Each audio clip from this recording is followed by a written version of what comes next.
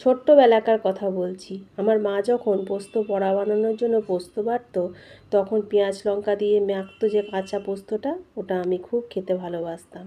তো আজকে পোস্ত বড়া বানাতে গিয়ে সেই কথাটা আমার আজকে মনে পড়ে গেল। ছোট্টবেলাকার স্মৃতিগুলো না মাঝে মাঝে মাথা চাড়া দিয়ে ওঠে। তখন মনে পড়ে সেই দিনটা কতই না ভালো ছিল। হ্যালো এভরিওয়ান, তোমরা কেমন আছো? আমি তো মোটামুটি ভালো আছি। আজকে একটা মিনি ব্লগ শেয়ার করছি তোমাদের সঙ্গে। তো দেখতেই পাচ্ছ রান্না বসিয়ে দিয়েছি, একটু চা বানিয়ে খেয়ে নিচ্ছি, কারণ সকালে একবার চা খাওয়া হয়েছে, আর একবার চা না খেলে মাথা ধরে যায়। আর টিফিনে বানালাম আলুর পরোটা। তো আজকে বড় মেয়েকে টিফিন দেওয়া হয়নি, অনেক সকাল সকাল বেরিয়ে গেছে। ছোটো মেয়ের জন্য আলুর পরোটা বানিয়ে দিলাম।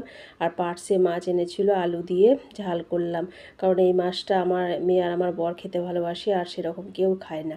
তো আমার মেয়েকে স্কুল থেকে দিয়ে এলাম। আজকে কাপড় জামাগুলো আর কাচা হলো না, কারণ সকাল থেকে ওয়েদারের অবস্থা খুব একটা ভালো না। তো কালকে অনেক কাপড় জামা কেচেছি, আজকে আর ভাবছি কাচবো না।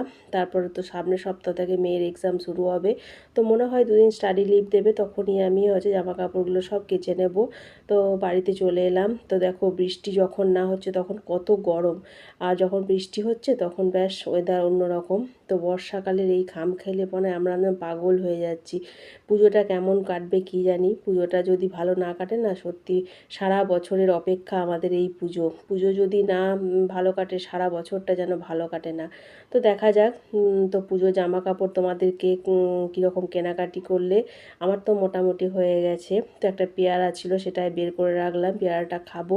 তারপর হচ্ছে স্নান করে পুজো দিতে যাব। দেখো কাণ্ড, যেই পুজো দিতে এসেছি কারেন্টটা চলে গেল। তো এমার্জেন্সি লাইটটা বের করলাম, তারপর পুজো দিয়ে দিলাম। তো ভিডিওটা যদি ভালো লাগে থাকে